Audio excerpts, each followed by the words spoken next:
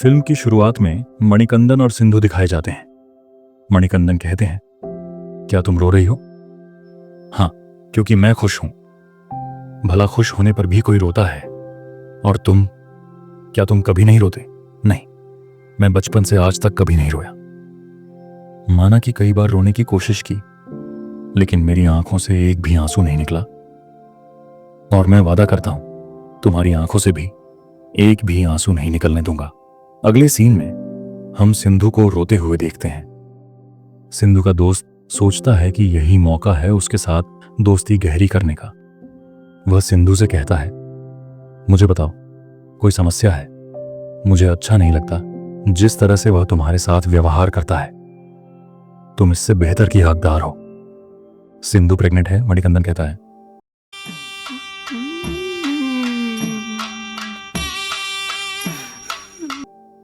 मेरी पहचान में एक डॉक्टर है, तुम चाहो तो अबॉर्शन करवा सकती हो। सिंधु जवाब देती है, नहीं मणिकंदन, मैं ये नहीं कर सकती।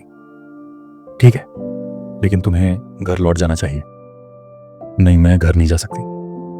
मणिकंदन का दोस्त सिंधु को अपने खाली अपार्टमेंट में रहने की जगह देता है। अगले सीन में हम सिंधु और उसके परिवार के सदस्यों को पुलिस स्टेशन में देखते हैं। उसके परिवार के सदस्य पुलिस से कहते हैं, वह बहुत अच्छी लड़की है और हमेशा अपने पिता की बात मानती है। फिर वे सिंधु की ओर देखते हैं और कहते हैं, सिंधु, तुम कुछ बोलोगी? सिंधु बोलती है, मैं प्रेग्नेंट हूं। यह सुनते ही उसके पिता की छाती पर दर्द होने लगता है। मणिकंदन के पिता बहुत नाराज होते हैं। वह मणिकंदन के छोटे भाई को देखते हुए उसे एक गंभीर सलाह देते हैं। वो लड़की तुम पर बहुत विश्वास करती है, उसका विश्वास कभी मत तोड़ना। अगले सीन में मणिकंदन कहता है, मैं नौकरी करता हूं, यहां मैं सिर्फ 10,000 कमा सकता हूं। हमें इसी में अपना खर्चा चलाना होगा। अगले सीन में हम देखते हैं कि कुछ लोग मणिकंदन के घर में पार्टी कर रहे हैं। उन लोगों में से एक मणिकंदन के दोस्त को फोन करता है और फिर फोन सिंधु को दे देता है। दोस्त पूछता है, क्या आपको कोई परेशानी तो नहीं होगी अगर हमारा दोस्त आए? सिंधु थोड़ी देर चुप रहती है और फिर जवाब देती है, नहीं, कोई परेशानी नहीं है। सिंधु फिर मणिकंदन से कहती है, मुझे लगता है कि हमें घर बदलना चाहिए। मणिकंदन और सिंधु नए घर में शिफ्ट हो जाते हैं। एक रात मणिकंदन बियर पीकर आता है और सिंधु नाराज हो जाती है। फिर दूसरी रात मणिकंदन फिर से काम के दबाव में बियर पीता है। सिंधु फिर से नाराज हो जाती है और कहती है, तुमने बच्चे की कसम खाई थी कि तुम फिर से बियर नहीं पियोगे।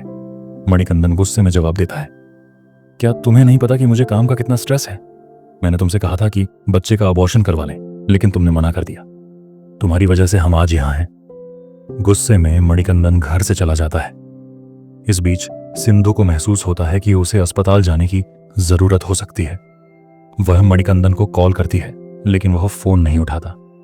फिर पड़ोसी लोग उसे अस्पताल ले जाते हैं। जब मणिकंदन को यह पता चलता है, वह दौड़ते हुए अस्पताल पहुंचता है।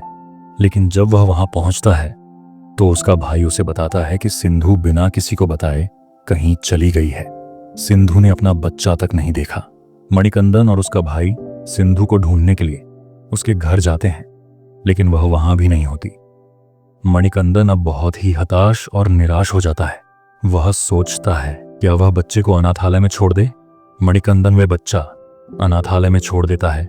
जब वह रिक्शा से जा रहा होता है तो अचानक उसकी आंखों से आंसू निकल आते हैं। वह वापस उस बच्चे को लाने जाता है। सिंधु और मणिकंदन के बीच यह तय हुआ था कि अगर उनका बच्चा बेटा हुआ तो उसका नाम आदित्य रखा जाएगा। यह सोचकर मणिकंदन उसका नाम आदित्य रखता है।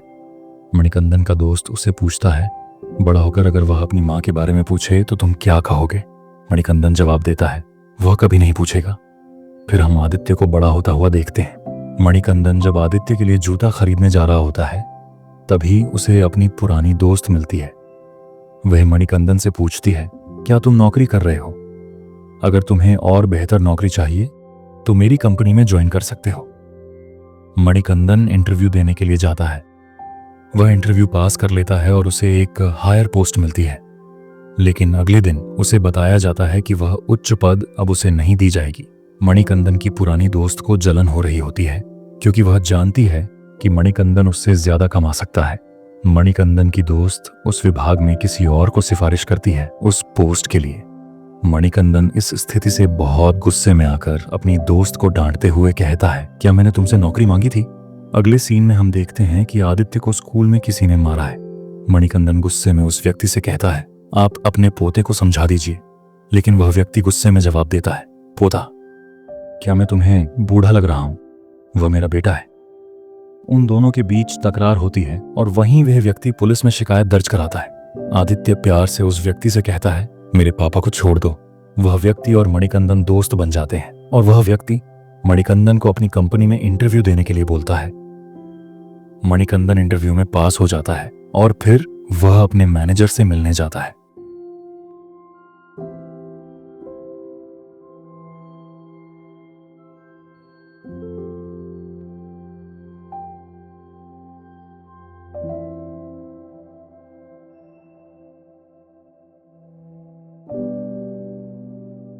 मणिकंदन शुरू में सोचता है कि वह अपनी नौकरी छोड़ देगा, लेकिन फिर उसे एहसास होता है कि अगर वह अपनी नौकरी छोड़ता है तो आदित्य का भविष्य और उनकी जिंदगी पर असर पड़ेगा।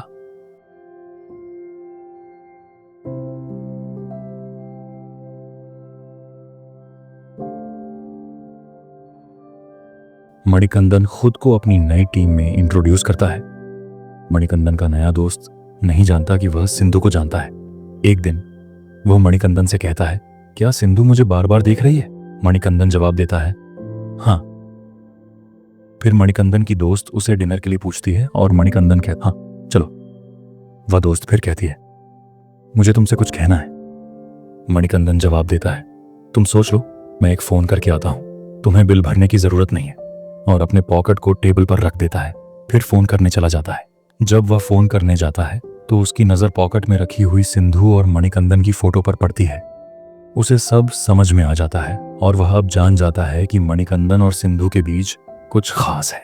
अगले सीन में हम देखते हैं कि मणिकंदन के माता पिता उनके घर आते हैं। मणिकंदन की मां मणिकंदन से कहती है, बेटा मुझसे बात तो करो। हाँ मैं गलत थी, लेकिन मुझसे बात करना बंद मत करो। मैं तुम्हारी मां हूं। मैं तुम्हारे पिता को माफ कर सकता हूं, लेकिन तुम्हें नहीं। क्या तुम प्लीज मुझे माफ कर सकते हो? तुम्हारे पिता की वजह से मैं कुछ नहीं कर सकी। मुझे डर था कि कुछ बुरा ना हो जाए। मणिकंदन गुस्से में कहता है, कितना ड्रामा करती हो।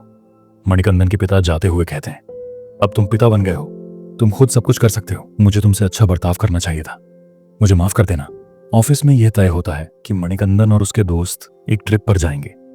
मणिकंदन के दोस्तों का प्लान होता है कि वो मणिकंदन और सिंधु को एक कमरे में बंद कर देंगे ताकि दोनों के बीच कुछ बातें खुलकर हो सकें और वह एक दूसरे को समझ सकें। लेकिन जब यह सब होता है तो मणिकंदन और सिंधु दोनों बहुत गुस्से में आ जाते हैं और सबको डांटते हैं। सिंधु एक रात ऑफिस के काम से घर जा रही होती है। तभी उसका बॉस उसे रोकता है और कहता है, अभी नहीं। मणिकंदन चला जाता है, लेकिन मणिकंदन को उसका बॉस ठीक नहीं लगता, तो वह बाइक की चाबी का बहाना बनाकर उसे साइड में ले जाता है और फिर उसे थप्पड़ मारते हुए कहता है, वो मेरी पत्नी है। फिर मणिकंदन सिंधु को उसके घर छोड़ने जाता है, लेकिन दोनों एक दूसरे से कुछ बात नहीं करते। मणिकंदन का प्रमोशन हो जाता है और उसे दूसरे शहर की शाखा में शिफ्ट होना होता है। इसके बाद मणिकंदन का दोस्त ऑफिस पार्टी अरेंज करता है। मणिकंदन आदित्य से कहता है, क्या तुम मेरे ऑफिस में चलोगे? आदित्य जवाब देता है, हाँ जरूर। सिंधु उस वक्त आदित्य को देखती है और उसे बुलाती है। वो कहती है, तुम अच्छा तमिल बोलते हो, क्या तुम यहाँ काम करते हो? तुम किसके साथ आए हो? आदित्य जवाब देता है, पापा के साथ। सिंधु समझ जाती है कि आदित्य उसका बेटा है। वह भावुक हो जाती है और रोते हुए मणिकंदन के पास जाती है। मणिकंदन उसे कहता है, अब इस वक्त तुम्हें मेरे और मेरे बच्चे के साथ रहना चाहिए था। सही, तुम जब चाहो जा सकती हो। मैं नहीं कह रहा कि तुम मेरे साथ रहो, लेकिन उसने क्या किया? इस बच्चे की क्या गलती थी? सिंधु कहती है, हॉस्पिटल के लोगों ने कहा था कि बच्चा मर चुका है। मैं क्या कर सकती थी? मुझे माफ कर दो।